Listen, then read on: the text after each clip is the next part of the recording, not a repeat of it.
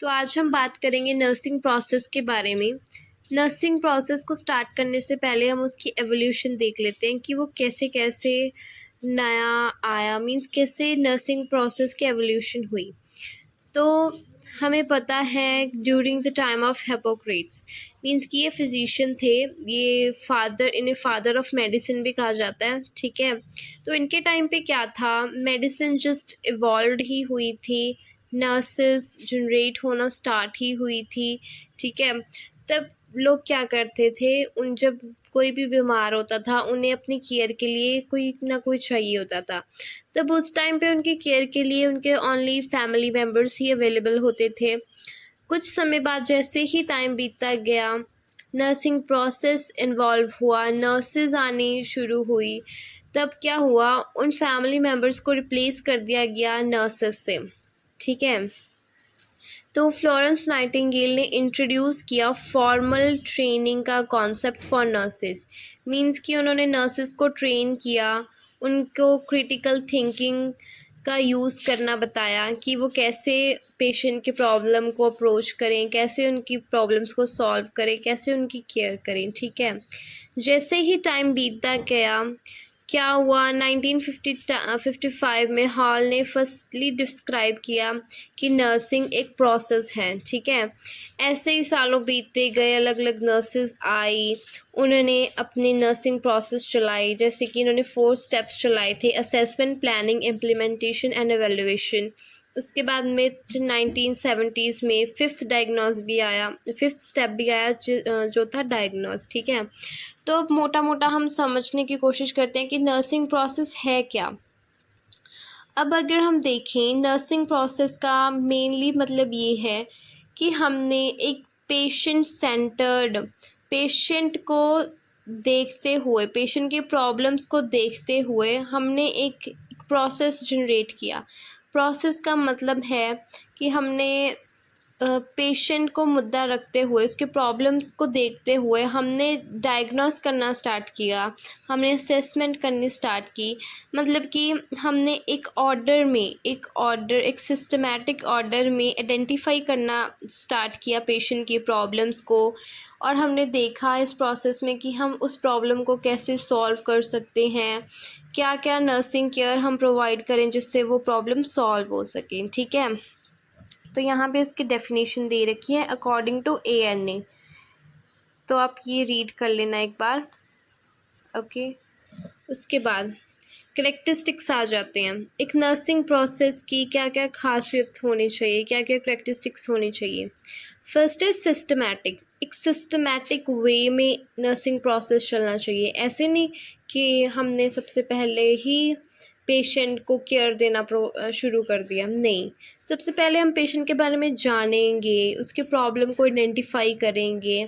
After that हम देखेंगे कि वो प्रॉब्लम पेशेंट को आई क्यों, डायग्नोस करेंगे, ऐसा क्या हुआ था जिससे इस पेशेंट को ये प्रॉब्लम आई।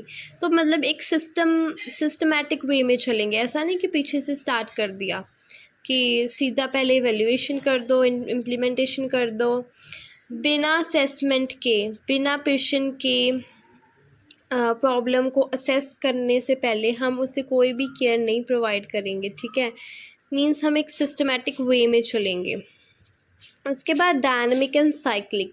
अब इसका मतलब ये है कि ये एक सिंपल लाइनर प्रोसेस नहीं है। लाइनर मतलब कि ऐसा नहीं है कि असेसमेंट से शुरू हुआ एंड एवेल्युएशन पे जाकर ख़त्म हो गया, नहीं। ये एक साइक्लिक प्रोसेस है। साइक्लिक प्रोसेस का मतलब है कि जब ये देखो, मैं आपको यहाँ समझाती हूँ, यहाँ पे भी एज अ साइक्लिक प्रोसेस समझाया हुआ कि असेसमेंट हुई एंड देन ये सब, ठीक है। लेकिन यहाँ पे एवेल्युएशन के बाद ये चीज़ रुकती नहीं है, वो फिर से असेसमेंट में जाती है। कैसे, जब हमने एक पेशेंट की प्रॉब्लम ली, ठीक है, हमने उसे सॉल्व भी कर दिया, एवेल्युएट भी कर दिया। एवेल्युएशन के बाद हमें पता लगा कि पेशेंट में ये चीज़ अभी भी, जैसे उससे पेन था लेकिन पेन उसका अभी भी ठीक नहीं हुआ, तो हम फिर से अलग असेसमेंट बनाएंगे। इट मीन्स कि ये एवेल्युएशन पे जाके रुकता नहीं है, आगे आगे एवेल्यूएशन में हमें जो चीज़ें पता लगती हैं कि ये कमियां आई हैं अभी भी पेशेंट में, हम फिर से असेसमेंट शुरू कर देते हैं, फिर से वो प्रोसेस दोबारा से स्टार्ट हो जाएगा। ठीक है, तो इट मीन्स ये एक जगह पर रुकने वाला प्रोसेस नहीं है। पेशेंट सेंटर्ड, ये तो हमें पता ही है कि इसमें हम मेनली पेशेंट की प्रॉब्लम्स को ही डायग्नोस करेंगे, उसे कैसे हमने केयर प्रोवाइड करनी है वो सब चीज़ें देखेंगे। इंटरपर्सनल, नर्सिंग प्रोसेस हमेशा इंटरपर्सनल होना चाहिए, मतलब कि इसमें सिर्फ nurse, patient and family involve होनी चाहिए। ठीक है। प्लान्ड एंड गोल ओरिएंटेड, इसमें है कि हमने जैसे कि नर्सिंग डायग्नोसिस बना लिए। ठीक है, अब डायग्नोसिस के बेसिस पे हम प्लान करेंगे कि हमने उसे कौन सी केयर देनी है। ठीक है, उसके बाद यूनिवर्सली एप्लीकेबल, हमने वो नर्सिंग प्रोसेस बनाना है जो यूनिवर्सली एप्लीकेबल होए। इसका क्या मतलब, जैसे कि अभी नंदा डायग्नोसिस आए हैं, वो यूनिवर्सली एप्लीकेबल है, कोई भी कंट्री चली जाओ, कहीं भी चली जाओ, वो डायग्नोसिस सबको पढ़ने आ सकते हैं। तो ऐसे डायग्नोस बनाने हैं जो सारे पढ़ सकें, सारे पढ़ सकें का मतलब कि पूरा मेडिकल स्टाफ उन्हें रीड कर सके और समझ सके।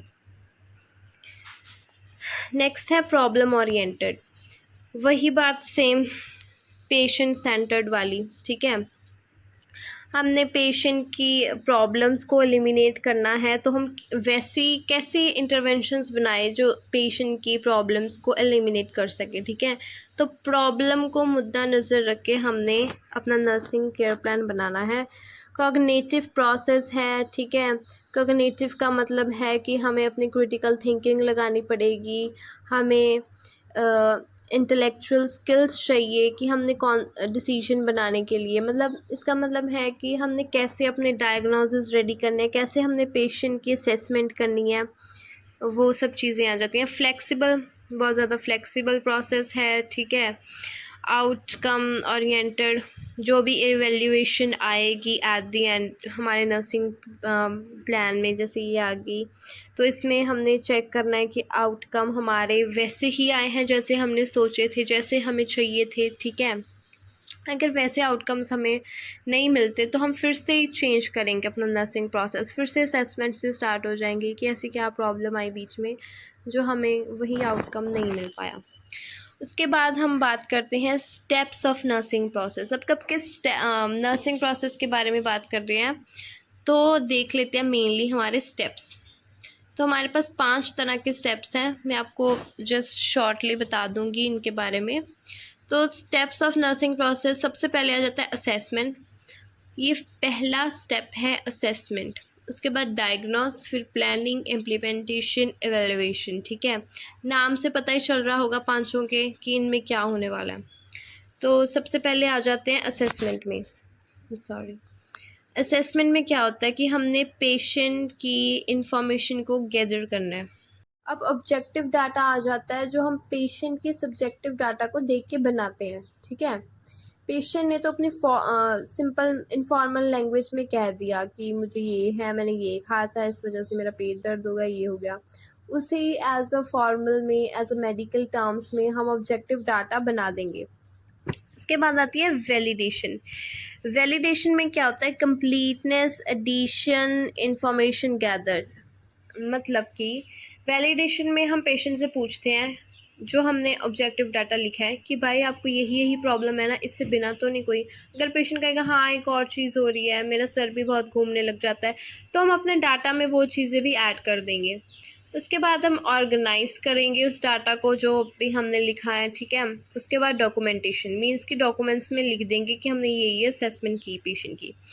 अब असेसमेंट भी 4 टाइप्स की होती है। असेसमेंट हमारे यहाँ पे 4 टाइप्स की है, initial, comprehensive, problem focused, emergency and time lapsed. तो ये रही हमारी टाइप्स। फर्स्ट है इनिशियल कॉम्प्रिहेंसिव असेसमेंट। इनिशियल से पता लग रहा है कि सबसे पहले पेशेंट आता है हॉस्पिटल में, इसे हम एडमिशन असेसमेंट भी कहते हैं। अब सबसे पहले पेशेंट आया, उसने अपनी प्रॉब्लम्स बताई नर्सेज को या फिर डॉक्टर को, तो वो होती है सबसे पहले इनिशियल कॉम्प्रिहेंसिव असेसमेंट, कि पहले पहले फर्स्ट टाइम पेशेंट आया उसने अपनी सारी बातें बताई कि मुझे ये दिक्कत हो रही है, ये सब ठीक है। उससे पहले उसका हॉस्पिटल से कोई लेना देना नहीं था, बस पहली बारी उसने आकर सब बताया, तो उसे हम कंसीडर करेंगे इनिशियल कॉम्प्रिहेंसिव असेसमेंट, ठीक है। इसमें हम सारी चीज़ें देखेंगे, उसकी फ़िज़िकल हेल्थ, कॉग्निटिव हेल्थ, उसे क्या दिक्कत हो रही है, कौन से सिस्टम के रिगार्डिंग दिक्कत है उसे, मस्क्यूलोस्केलेटन के रिगार्डिंग है, जीआई ट्रैक है, वो हम खुद असेस करेंगे, ठीक है। नेक्स्ट आ जाती है प्रॉब्लम फोकस्ड असेसमेंट। अब प्रॉब्लम फोकस्ड मतलब कि इसमें क्या होता है, पेशेंट खुद ही बताता है कि मुझे इस सिस्टम के रिगार्डिंग दिक्कत है, मेरा पेट बहुत ज़्यादा दर्द करता है, मुझे भूख नहीं लगती, एब्डोमिनल डिस्टेंशन हो जाती है। तो हमें पता लग गया कि भाई जीआई ट्रैक के रिलेटेड ही दिक्कत है, ठीक है। इसमें हमें प्रॉब्लम का पता है, उसके स्पेसिफिक हेल्थ प्रॉब्लम का पता है कि वो कौन से सिस्टम की प्रॉब्लम लेके आया है, ठीक है। तो उसके रिगार्डिंग हम उसे उसकी असेसमेंट करेंगे। नेक्स्ट है एमरजेंसी असेसमेंट। एमरजेंसी के नाम से पता लग रहा है, ठीक है। जब पेशेंट कोई भी एमरजेंसी कंडीशन में आता है या फिर उसकी सर्कुलेशन नहीं चल रही होती, एयरवे नहीं चल रहा होता, ब्रीथिंग प्रॉब्लम होती है, मींस कि एकदम कोई पेशेंट आया एमरजेंसी कंडीशन में, ठीक है, तो उसकी जो हम असेसमेंट करेंगे उसे हम कंसीडर करते हैं एमरजेंसी असेसमेंट में। टाइम लैप्स्ड असेसमेंट और ऑनगोइंग असेसमेंट। अब मैंने बताया था कि नर्सिंग प्रोसेस एक डायनामिक एंड साइक्लिक प्रोसेस है, ठीक है। मतलब कि वो एवेल्यूएशन पे जाकर रुकता नहीं है, फिर से दोबारा असेसमेंट से स्टार्ट हो जाता है। यही इसमें लिखा हुआ कि ऑनगोइंग असेसमेंट एक बार, ये देखिए लिखा हुआ, it takes place after the initial assessment to evaluate any changes in the patient functional health, ठीक है। इसमें क्या होता है कि जब हमने पेशेंट की कंडीशन इवेल्यूएट कर ली कि हाँ जी अब पेशेंट ठीक है, लेकिन उसके थोड़े दिन बाद हम फिर से पेशेंट की असेसमेंट करते हैं कि अब पेशेंट को कोई दिक्कत तो नहीं हो रही, फिर से चेक करेंगे पेशेंट को कोई दिक्कत तो नहीं हो रही, फिर से पूरा नर्सिंग प्रोसेस बनाएंगे। ओके, ये सब चीज़ें इसमें आ जाती हैं।